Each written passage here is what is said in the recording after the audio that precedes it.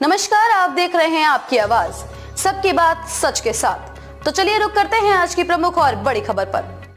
मधेश्वर पहाड़ में विश्व का सबसे बड़ा प्राकृतिक शिवलिंग, शिव पुराण कथा का भव्य आयोजन।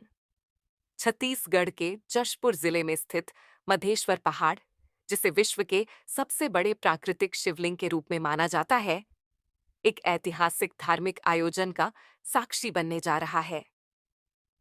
यहाँ 21 मार्च से 27 मार्च तक प्रसिद्ध कथावाचक प्रदीप मिश्रा द्वारा शिव पुराण कथा का वाचन किया जाएगा। इस भव्य आयोजन में जशपुर जिले के सभी गांवों से लाखों श्रद्धालुओं के शामिल होने की उम्मीद है। आयोजकों के अनुसार करीब 1,25,000 से 1,50,000 श्रद्धालु इस पावन अवसर का हिस्सा बन सकते हैं। इतनी बड़ी संख्या में लोगों के आगमन को देखते हुए स्थानीय ग्रामीणों ने अतिथि देवो भव की परंपरा निभाते हुए श्रद्धालुओं को अपने घरों में ठहराने का निर्णय लिया है।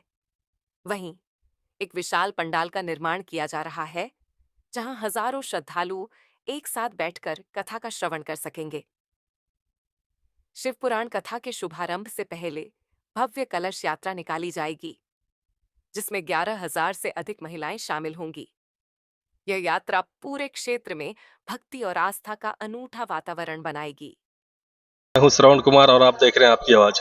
आज हम स्थित हैं विश्व के सबसे बड़े शिवलिंग मधेश्वर महादेव के पास, जहां 21 मार्च से 27 मार्च तक शिव महापुराण की कथा होनी है, जिसकी तैयारी यहां युद्ध स्तर पर जारी है। जैसा कि आप सभी देख सकते हैं, शासन प्रशासन पूरे लगे हुए हैं और यहां लोग अभी से लगभग हमको लगता है 1,000 से 1,500 श्रद्धालु अभी पहुंच चुके हैं। 2 दिन पहले से यहाँ श्रद्धालुओं का आवागमन हो चुका है। आइए जानते हैं कुछ यहाँ के श्रद्धालुओं के बारे में और क्या है खास। भैया भैया आपका संक्षिप्त परिचय बताइए पहले तो, और कहाँ से आए हैं? मैं सारंगगढ़ से आया हूँ। ग्राम अमली डिपा, तहसील सारंगगढ़ है, जिला सारंगगढ़ बिलाईगढ़ है। जी जी। और कल से हम लोग निकले हैं 10 बजे जी बस में। जी जी। आज सुबह 7:30-7 बजे पहुंचे हैं। तो 2 दिन पहले पहुंचने की वजह क्या है? वजह ये है कि भीड़ बहुत यहाँ हो जाता है, इसलिए जगह के लिए। महाराज जी के प्रवचन में भीड़ होता ही है। होता है। तो महाराज जी का पहला प्रवचन आप सुनने आए हैं क्या? ये मेरा तीसरा प्रवचन। तीसरा प्रवचन है। हाँ। इससे पहले कहाँ कहाँ गए थे? इससे पहले मैं दुर्ग कोड़िया गया था जी। उसके बाद वृंदावन कौशिकला। जी जी जी। ये मेरा तीसरा पंडाल है। तो यहाँ का व्यवस्था के बारे में क्या कहना चाहेंगे आप? यहाँ का व्यवस्था तो अभी बहुत अच्छा लग रहा है। और बता रहे थे भाई, लोग आए थे यहाँ, कहीं पे रेस्ट हाउस वगैरह बुकिंग कर दी है बोल के, लेकिन हम लोग का यही इच्छा है कि हम लोग पंडाल छोड़ के जाना नहीं चाहते।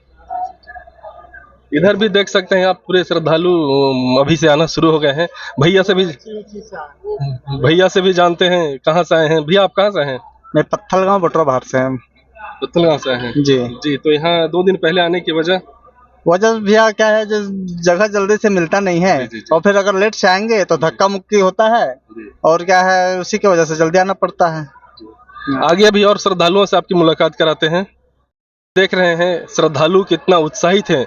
2 दिन पहले से ही यहाँ पहुँचना शुरू हो गया है और अनुमान ये लगाया जा रहा है कि प्रतिदिन यहाँ करीब लाखों श्रद्धालु महाराज जी का प्रवचन का श्रवण पान करेंगे और यहाँ प्रशासन भी पूरी व्यवस्था में लगी हुई है।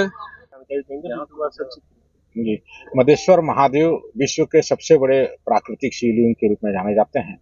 तो विश्व के सबसे बड़े प्राकृतिक शिवलिंग के गोद में बैठ करके विश्व के सबसे बड़े शिव पुराण के कथावाचक श्रद्धेय प्रदीप मिश्रा जी यहाँ पर आने वाले हैं और वो मधेश्वर महादेव का महिमा गायन करने वाले हैं 7 दिनों तक। 21 मार्च से 27 मार्च तक शिव पुराण की कथा यहाँ पर होने वाली है और उस कथा में संपूर्ण जशपुर जिला के सभी गांवों से लोग आने वाले हैं। हिंदू समाज के सभी लोग इस कार्यक्रम में भागीदार हो रहे हैं और इस सर्व हिंदू समाज की तरफ से ये कार्यक्रम हो रहा है, इसलिए सबकी सहभागिता भी है और सभी लोग इस कार्यक्रम में उपस्थित होने वाले भी हैं और संख्या भी करीब 1.25 लाख से 1.5 लाख की संख्या यहाँ रहने वाली है। यहाँ पर रुकने की कोई व्यवस्था है क्या? जो श्रद्धालु दूर आते हैं उनको रुकने की व्यवस्था? कुछ श्रद्धालु तो जो हमारा डोम बन रहा है, पंडाल बन रहा है, उसमें 20 से 25 हजार श्रद्धालु प्रतिदिन रुकते हैं। उसके अलावा इस क्षेत्र के जितने भी गांव हैं सभी गांव वालों ने बैठक करके तय किया है कि अपने अपने घरों में से जिसके घर में 4 कमरा है वो 2 कमरा श्रद्धालुओं को निःशुल्क रूप से रुकने के लिए दे रहा है। अतिथि देवो भव ये हमारी परंपरा है और उस संस्कृति का पालन करते हुए जो भी अतिथि यहाँ आएंगे उनको किसी भी प्रकार की असुविधा न हो, इस बात को यहाँ का संपूर्ण समाज ध्यान में रखा है। यहाँ जगह चुनने का कारण क्या था? क्या मधेश्वर पहाड़ को दिखाना क्या चाह रहे हैं? मधेश्वर पहाड़ नहीं है, मधेश्वर विश्व के सबसे बड़े प्राकृतिक शिवलिंग है और इस प्राकृतिक शिवलिंग के गोद में बैठ करके प्रदीप मिश्रा जी ने कथा वाचन करने की बात कही थी, इसीलिए इस स्थल का चयन किया गया है। जब प्रदीप मिश्रा जी यहाँ आने वाले हैं तो उनकी इच्छा है कि इस धरती को जब मैं चरण स्पर्श करूं उससे पूर्व मधेश्वर महादेव का अभिषेक करूं, तो उसके लिए हेलीकॉप्टर से जब वो आने वाले हैं तो हेलीकॉप्टर सबसे पहले उनके शिखा पे जाएगी, मधेश्वर महादेव की शिखा पे, और वहां पर पुष्पार्चन करेंगे, जलाभिषेक, गंगा जल वो स्वयं से लेकर के आ रहे हैं, गंगा जल से अभिषेक होगा, दुग्ध से अभिषेक होगा, शहद से अभिषेक होगा। ऐसे अभिषेक करने के पश्चात वो यहाँ पर उतरने वाले हैं, यहाँ आने वाले हैं। जी, इतना बड़ा जो कार्यक्रम हो रहा है उसके जजमान कौन कौन होंगे, कुछ जानकारी? जी, ये जो कार्यक्रम हो रहा है इसके यजमान जशपुर जिला में रहने वाला प्रत्येक जाति पंथ संप्रदाय के व्यक्ति को एक दिन जजमान बनने का अवसर यहाँ पर दिया जा रहा है।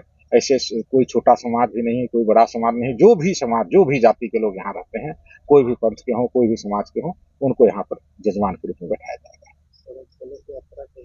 कलश यात्रा जी, कलश यात्रा की जब बात आई थी तो हाँ, ये तय हुआ कि 11,000 कलश यात्रा के साथ इस कार्यक्रम का शुभारंभ हो, तो हमारे पास सूचीबद्ध कलश यात्रियों के नाम और मोबाइल नंबर आ गए हैं जो कलश यात्रा में भाग लेने वाले हैं, और 11,000 और मुझे तो लगता है उससे भी अधिक संख्या में कलश यात्री आने वाले हैं और कलश यात्रा का जो कार्यक्रम होगा, समय, कलश यात्रा को जो समय है वो सवेरे 8 बजे तय है, लेकिन 7:30 बजे से श्रद्धालु आना प्रारंभ कर देंगे। मयाली में दिनांक 21 से 27 मार्च तक शिव महापुराण कथा का आयोजन किया जा रहा है। इस समय पर वीआईपी, वीवीआईपी के अलावा लाखों की संख्या में श्रद्धालुगण आने के ऐसा अनुमान लगाया जा रहा है। इसके लिए पुलिस व्यवस्था सुरक्षा के लिए और शांति व्यवस्था के लिए लगाई गई है। उसमें मुख्य रूप से यातायात व्यवस्था में पार्किंग की, जो सार्वजनिक पार्किंग है, 8 पार्किंग की व्यवस्था की गई है। इसके अलावा 2 वीआईपी पार्किंग और 1 वीवीआईपी पार्किंग। इसके अलावा कोई बच्चे और वृद्धजन, निःशक्तजन जैसे गुम हो जाते हैं तो उनके लिए खोया पाया सेंटर बनाया गया है। पुलिस का एक कंट्रोल रूम जो मुख्य कार्यक्रम स्थल है वहाँ पास होगा। इसके अलावा चराई डांड में भी पुलिस सहायता केंद्र खोला जाएगा। पार्किंग के अलावा यातायात सुचारू रूप से चलता रहे, इसके लिए कुछ डायवर्सन पॉइंट भी बनाए गए हैं। जैसे बगीचा की ओर से आने वाले जो बड़े मालवाहक गाड़ियां हैं उनको बनकुंबो चौक है वहां पर से डाइवर्ट किया जाएगा और वो सलिया टोली तक में जाके एनएच से मिलेगा। इसी प्रकार से पतरा टोली से एक डाइवर्सन किया गया है जिसमें भीड़ की स्थिति का अनुमान लगाते हुए और ट्रैफिक की स्थिति का अनुमान लगाते हुए पतरा टोली से दुलदुला अस्पताल चौक से होते हुए उसको रायकेरा बाजार डांड के पास से निकाला जाएगा। तो इस प्रकार से पुलिस के पूरी सुरक्षा व्यवस्था में एक कमांडेंट और एडिशनल एसपी रैंक के 3 अधिकारी, डीएसपी रैंक के 13 अधिकारी और कुल 900 से अधिक अधिकारी और कर्मचारी इस सुरक्षा व्यवस्था में लगाए गए हैं। जो समिति की तरफ से इस व्यवस्था को नियंत्रित करने के लिए क्या वॉलंटियर्स भी आपको मिले? जी हाँ, समिति की ओर से भी पर्याप्त संख्या में वॉलंटियर्स दिए गए हैं जिनको समुचित ब्रीफिंग के पश्चात पुलिस के साथ ही उनका भी सहयोग लिया जाएगा। और इसके साथ ही जो असामाजिक तत्व हैं जो उन पर निगाह रखने के लिए, जो बदमाशी करने वाले हैं उन पर निगाह रखने के लिए जो हम लोगों की निगरानी व्यवस्था लगाई गई है। इसके अलावा सीसीटीवी कैमरा भी लगवाया जा रहा है। अन्य प्रदेशों से आने वालों के लिए यातायात के लिए कोई रूट मैप वगैरह? यातायात के लिए रोड मैप बनाया गया है, इसको मीडिया में दिया जाएगा। इसके अलावा पर प्रमुख चौक चौराहों पर उसका फ्लैक्स बना के भी उस पर सहज दृष्टिगोचर स्थान पर प्रदर्शित किया जाएगा। यहाँ पर 24 घंटा यहाँ पर श्रद्धालु रहेंगे तो उनके लिए क्या चरित थाना रहेगा, क्या है? अब उसके लिए अलग अलग पुलिस सहायता केंद्र बनाए गए हैं। इसके अलावा जितना पार्किंग स्थलों पर खोया पाया सेंटर भी बनाए गए हैं। मैं आपके माध्यम से लोगों से अपील भी करना चाहूँगा कि किसी भी प्रकार से भड़काऊ और भ्रामक जो बात होते हैं उसमें ना आए, और कोई भी अवैध गतिविधि की सूचना मिलती है तो उसकी सूचना नज़दीकी पुलिस अधिकारी कर्मचारी जो उपस्थित हैं या फिर पुलिस सहायता केंद्र है थाना चौकी को देवें। साथ ही मतलब किसी प्रकार से नशा पान करके यहाँ ना आवें, नशीली वस्तुएं मादक पदार्थ न लावें। साथ ही कोई ऐसी वस्तु जो अस्त्र शस्त्र हथियार ब्लेड चाकू इस प्रकार से वस्तुएं लेकर ना आवें। और पार्किंग जो बनाया गया है यथा स्थान पार्किंग में ही अपना वाहन खड़ा करें, कोई रोड वे और रोड के किनारे इस प्रकार से खड़ा ना करें। खबरों में अब तक के लिए बस इतना ही। फिर होगी आपसे मुलाकात ऐसी किसी बड़ी और खास खबर के साथ। तब तक के लिए नमस्कार और देखते रहिए आपकी आवाज।